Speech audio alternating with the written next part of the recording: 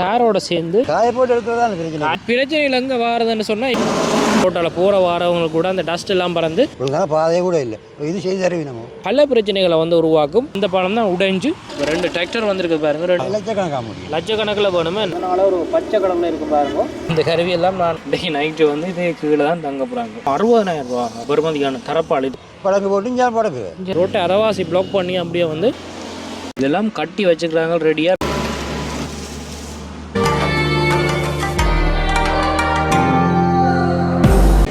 வணக்கம் உறவுகளே, நாங்கள் இப்போ வந்து எங்கே நிற்கிறோம்னு சொன்னால் நெல் காய விடக்கூடிய ஒரு பகுதியில் நிற்கிறோம். அதாவது வீதியில் வந்து நெல் காய விடக்கூடிய ஒரு பகுதியில் நிற்கிறோம், யாழ்ப்பாணத்தில். ஸோ இது வந்து அதாவது இந்த தை மாதத்தில் வந்து எல்லாருக்குமே தெரிஞ்சிருக்கும். இந்த அறுவடை செய்தவங்க நெல் அறுவடை செய்ததுக்கு பிறகு ரோட்டில் வந்து காய விடுவாங்க. இது உண்மையாக வந்து பல பிரச்சனைகளை வந்து உருவாக்கும். நெல்லை வந்து காய விடுறதால தேர் உருகி அதில் பட்டு அதில் சில கெமிக்கல் கலக்கிறதுல இருந்து ஆக்சிடென்ட் ஆகலேருந்து நிறைய பிரச்சனைகள் வந்து இருக்குது. இவங்களுக்கு சுகாதார பிரச்சனைகள் கூட இருக்குது. ரோட்டால் போகிற வாரவங்களுக்கு கூட அந்த டஸ்ட் எல்லாம் பறந்து ஸோ நிறைய பிரச்சனைகள் இருக்குது. அது சம்மந்தமான விஷயங்களை தான் இந்த வீடியோவில் பார்க்க போகிறோம். என்னென்னு சொன்னால் இந்த மாதம் முழுவதுமே வந்து எல்லா வயலுமே எல்லா வயலுமே இந்த மாதம் நெல் அறுவடை செய்திடணும். இதுக்கு பிறகு வச்சுருக்க மாட்டாங்க. இந்த மாதமே செய்து நிறைய வீதிகளில் பார்த்துருப்பாங்க, நீங்களே பார்த்துருப்பீங்க. நிறைய வீதிகளில் வந்து ரோட்டை அரைவாசி பிளாக் பண்ணி அப்படியே வந்து பரவி இருப்பாங்க. இப்படி பரவி இருக்கிறதால வந்து வாகனங்களுக்கு வந்து உண்மையாக வந்து சரியான ஒரு பிரச்சனை. ஸோ அது சம்மந்தமான சில விஷயங்களை தான் இந்த வீடியோவில் பார்க்க போகிறோம். இப்போ இதில் பாருங்கள், அப்படியோ நெல்லெல்லாம் உள்ளுக்குள்ளே ஏற்றி கொண்டு இருக்கிறாங்க. உண்மையாக வந்து இப்போ காய விட்டு மறுபடியும் உள்ளுக்குள்ளே ஏற்றி கொண்டு இருக்கிற டைம் தான் நாங்கள் வந்து நிற்கிறோம். சில இடங்களில் வந்து நெல் காய விட்ட இடங்கள் இருக்குது அதில். ஸோ இப்போ நாங்கள் நிற்கக்கூடிய இந்த பகுதி வந்து யாழ்ப்பாணத்தில் கைதடி பாலம் ஒன்று இருக்குது. கைதடி பாலத்துக்கு இந்த ரோட் வந்து முதல் பயன்பாட்டில் இருந்த ரோட்டு, இப்போ இது பயன்பாட்டில் இல்லை. ஆனால் இது வந்து உண்மையாக வந்து அதாவது ஒதுக்குப்புறமான ஒரு ரோட்டு. அதாவது இது பயன்பாடு எல்லாம் பாருங்கள், அந்த ரோட்டில் வாகனங்கள் எல்லாம் போகுது. இது பயன்பாடு இல்லாமல் இருக்கக்கூடிய ரோட்டில் வந்து கொண்டு வந்து போட்டிருக்குறாங்க. இதில் வந்து எந்த பிரச்சனையுமே இல்லை. பட் பிரச்சனைகள் எங்கே வாரதுன்னு சொன்னால் இப்படி இடம் இல்லாதாக்கள், அதாவது எல்லா இடத்துலையுமே வந்து இப்படி பயன்படாத ரோட் இருக்காது தானே, அவங்களுக்கு வந்து அப்படி இருக்கக்கூடிய விவசாயிகள் வந்து எங்கே போடுவினோம்னு சொன்னால் மெயினாக இருக்கக்கூடிய மெயின் ரோட்டில் போட்டுருவாங்களா. அவங்களால தான் ஒரு மிக பெரிய ஒரு பிரச்சனையை உருவாக்குறது வாகனங்களால் போய் வாரத்துக்கு. ஸோ இதில் வந்து இன்னொரு விஷயம் ஒன்று இருக்குது மக்கள். இன்னொரு விஷயம் ஒன்று சொன்னால் இந்த கீழே போட்டப்பட்டிருக்கக்கூடிய இந்த நெல் இருக்குது தானே, இந்த நெல்லுன்றது வந்து என்ன செய்யும்னு சொன்னால் இந்த தாரோட சேர்ந்து சரியான வெயில் வரைக்குள்ள தார் வந்து உருகி வந்து அதில் இருக்க சில கெமிக்கல் வந்து என்ன செய்யும்னு சொன்னால் இந்த தேர் அதாவது நெல்லில் போய் கலக்கிறதா சொல்லப்படுது. அப்படி கலந்தால் அந்த அரிசியில் வந்து இந்த நெல்லில் அந்த தேரில் இருக்கக்கூடிய சில கெமிக்கலும் ஊறி அது வந்து சாப்பிடக்கூடாது, சாப்பிட்றதுக்கு உகந்த பொருள் இல்லாத மாதிரி மாறும் அப்படின்ற மாதிரி சொல்லப்படுது. ஸோ இது சம்மந்தமான மேலதிகமான விவரங்கள் உங்களுக்கு தெரிஞ்சால் கண்டிப்பாக கீழே கமெண்ட் பண்ணுங்க. நாங்களும் அதை வந்து ஃபுல் டீட்டெயிலாக தெரிஞ்சு கொள்ளக்கூடிய மாதிரி இருக்குது. ஐயா வணக்கம். ஐயா வணக்கம். வணக்கம். என்ன இப்போ நெல்லெல்லாம் போட்டு கிள்ளிட்டீங்களோ? இல்லை, கிடக்கு இன்னும் போட்டு கிடக்கு. ரோட்டில் காய விடுறதுக்கு பெர்மிஷன் உங்களுக்கு தாரவங்களா? இல்லை இல்லை, பெர்மிஷன் தாரல, நீங்களே தான் கொண்டு போடுறீங்க. உண்மையாக ஒரு 2-3 விஷயங்கள் இதில் இருக்குது. என்னென்னு சொன்னால் அந்த ரோட்டில் கொண்டு கொட்டைக்குள்ள வாகனங்கள் ஒரு அரைவாசி தூரத்துக்கு நீங்கள் பரவி விட்டீங்கன்னு சொன்னால் இந்த இடத்துல வார இல்லை. இப்போ நீங்கள் வந்து இந்த இடத்த பாவிக்காத சில இருக்கிறாங்க தானே, அவங்க என்ன செய்கிறாங்கன்னு சொன்னால் அரைவாசி தூரத்துக்கு இந்த நெல்லை பரவி விட்டுருவாங்க. அப்போ ஒரு வழி அந்த துண்டை மட்டும் அந்த துண்டில் மட்டும் அந்த ஒரு ரோட்டால் மட்டும்தான் வாகனம் போகலாம். சில இடங்கள் அது ஒரு பெரிய பிரச்சனை, ஆக்சிடென்ட்டுகள் இல்லை வேறு. இதுக்கு என்ன செய்யலாம்? இப்போ இந்த ஒரு எங்கேயாவது மேடை போக வேணும், ஒரு ஏரியாவுக்கு ஒரு மேடை வேணும். மேடை இருந்தால் தானே அதில் நாங்கள் போட்டு செய்யலாம். இந்த இது பரவுற மேடை வீடு வழியாக போடலாது. அதையா உங்களோட கவர்மெண்ட்டுக்கு நீங்கள் அதை எழுதி கொடுத்து நீங்கள் எதன் செய்தர சொல்லி இதெல்லாம் செய்யலாம். கவர்மெண்ட் செய்ய இல்லை. ஒரு வயலுக்கு போகிற பாதை கூட இல்லை. வயலுக்கு போகிற பாதை கூட ஒழுங்காச்சு இல்லை எங்களுக்கு. மிஷின் எல்லாம் விழுந்து தான் போகும். பள்ளத்துக்கால இறங்கி விழுந்து தான் போக வேண்டிய கட்டத்தில் இருக்குது. ஒழுங்கான பாதையே கூட இல்லை. இது செய்து தருவீனமோ? அதான் வயலுக்கு வெள்ளங்களுமே வயல்வெளி ஃபுல்லாக வெள்ளம். எங்கே நாங்கள் போடுற காய முந்தி காய்ஞ்ச நேரத்துலலாம் நாங்கள் வயலுக்கே போட்டுருவோம் படக்க விரிச்சு. அப்போ எங்களுக்கும் சுகம் காயம் எரியாக காயும். அப்போ இது ஒரு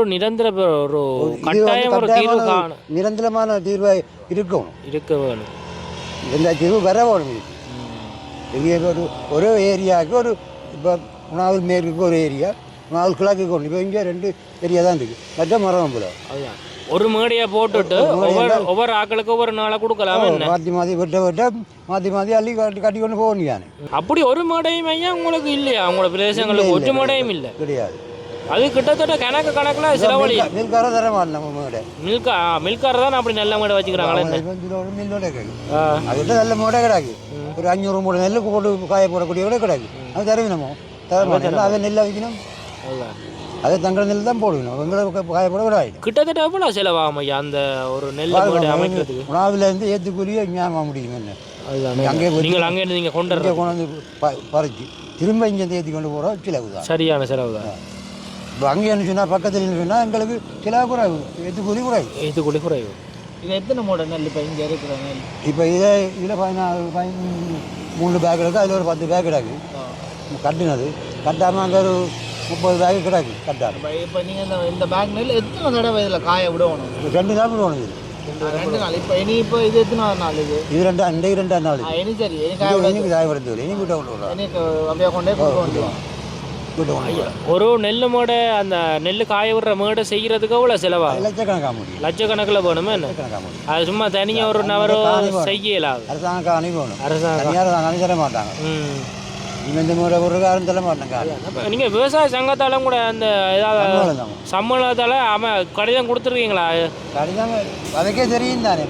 கடிதம் கொடுத்தவே இல்லையா? அவைக்கு நாங்கள் ஏக்கர் வரி கட்டுறோம், எல்லாமே செய்து வரும். அதோட தொடர்பு இருக்கும். அப்போ அதே இதுவரைக்கும் வயல்வெளி வந்து பார்க்கவே இல்லையா? அது இவ்வளோ நாளும் வந்து பார்க்கல. இந்த மழை வெள்ளங்களுக்கு வந்து பார்க்கல. அப்போ இந்த பாதை இப்போ தான் இப்போ பாவிக்கிறதுல தான் முதல்ல இங்கே காய விடுறீங்க. வயல்வெளியில் தான் காய போடுறது, வீடு வழியாக போடுறது காயாது. 4 நாள் 5 நாள் கிடந்து வந்து இப்போ அதில் பறவைகள் ஒத்திட்டு போய் சரி பறவை கோழி தான். வீடு வழியாண்டா கோழியை கொத்தி கொண்டு போகும், காற்றுக்கு மடிச்சு கொண்டு போடும். கொஞ்சத்தை மண்ணும் சேர்ந்து வரும். முந்திரவே இப்போ ஓடுவினோம். அப்படி இல்லாட்டி அதுக்கும் ஒரு பிரச்சனை தானே. என்ன அப்போ நீங்கள் எத்தனை மணிக்கு காலையில் வந்து காய விடுற? நீங்கள் நாங்கள் இப்போ போட்டுக்கிறோம் அங்கே. அது விடிய வந்து பறவை விட்டுருவோம்.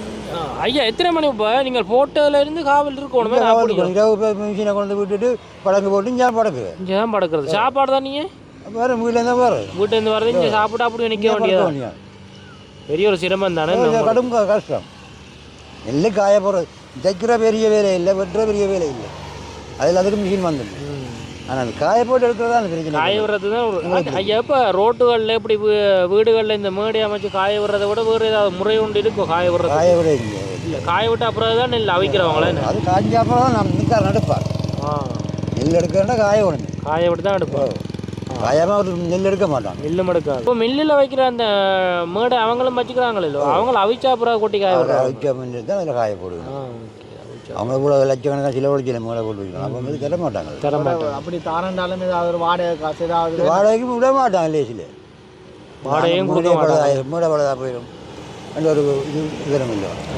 எல்லாரும் ஒரு மாதிரி பாதிக்க மாட்டோம். மேடையில் காயங்கள் வந்தாலும் அது மேடை பழுதாக போயிடும். அப்போ இந்த இடங்களில் காய விடைக்கு ஏதாவது போட்டி பிரச்சனை ஒரு பிரச்சனையும் பெறாது. வேறு ஆக்கள் வந்து இல்லை அவள் இப்போ நகை போட்டுக்கலாம். இப்போ இந்த இடம் நாங்கள் இது செய்யுதுன்னா இந்த இடம் ஃப்ரீயாக இருக்குது. இனி வந்து வேறு யாரும் வந்து போடுவேன்.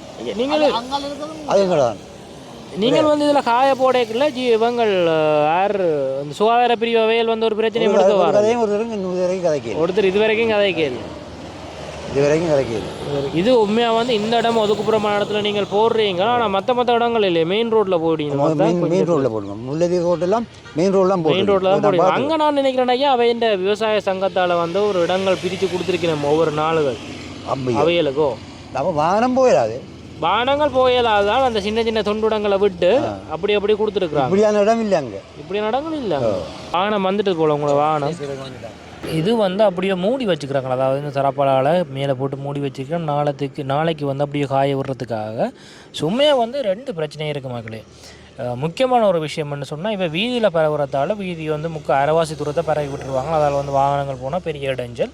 அதை விட இன்னொரு பிரச்சனை என்னென்னு சொன்னால், இவங்களுக்கு வந்து போதிய அளவான இடம் இல்லை. அதாவது வேறு இடங்கள் வந்து இல்லை. இப்போ தெரியும் மழை பெஞ்சு எல்லா வயலுக்குமே வந்து இன்னும் வெள்ளம் நின்று முடியாது, அதாவது வெள்ளம் பற்றி முடியலை. அதனால் அவங்க வந்து வயலுக்குள்ளே வந்து தரப்பால் போட்டு அதுக்கு மேலே காய விடுறது அப்படின்றதெல்லாம் வந்து நடக்க முடியாத ஒரு காரியம். அதனால் வந்து அவங்களுக்கு பெரும்பாலானது வந்து அவங்களுக்கு இருக்கக்கூடிய ஒரு சரியான ஒரு இடம்னு சொன்னால் இந்த வீதிகள், ரோட்டில் இருக்கக்கூடிய வீதிகளை தான் அவங்க பயன்படுத்தியே தீர்வணும். இதுக்கு வந்து சரியான ஒரு தீர்வு வந்து என்னை பொறுத்த வரைக்கும் அரசாங்கம், அதாவது அரசு அதிகாரிகள் வந்து அவங்களுடைய சரியான ஒரு தீர்வை பெற்றுக் கொடுக்கணும். இல்லாட்டிக்கு வந்து அவங்களாலையும் வந்து ஒரு பெரிய ஒரு நாட்டு மாடு அமைக்கிறேன்னு சொன்னால் லட்சக்கணக்கில் வந்து அதுக்கு செலவு செய்து அந்த நாட்டு மாடியை வந்து அவங்களால அமைக்க முடியாது.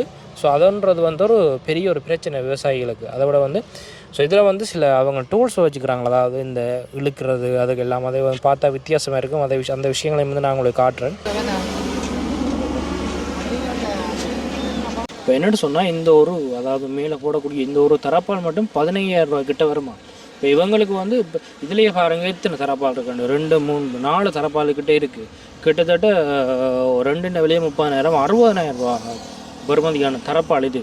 இப்போ இவங்களுக்கு வந்து இதே வந்து ஒரு பெரிய செலவு மாதிரி. அதோட இது வந்து வீதியில் இவ்வளோ வெயில்கள் இருக்கிறதால 2 தரம் ஒரு வருஷம் தான் இதை வந்து பயன்படுத்தலாம்னு சொல்கிறாங்க. மறுபடியும் வந்து இவங்களுக்கு வாங்க வேணும் அப்படின்னு சொல்லினா அதோட பாருங்க இது வந்து எவ்வளோ ஓட்டைகள் எல்லாமே இருக்குண்டு. அதை ஒட்டி ஒட்டி தான் பாவிச்சு கொண்டு வைக்கணும். ஏன்னா அதை மூடுறீங்க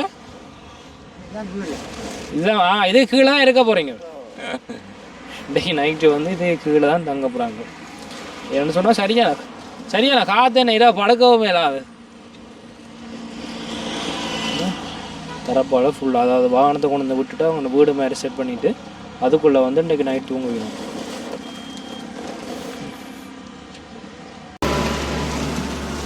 அவங்களுடைய வாகனம் வந்து இப்போ தான் வந்திருக்குது. நேரம் ஒரு 6 மணிக்கிட்ட ஆகுது. இப்போ தான் வாகனம் வந்திருக்குது.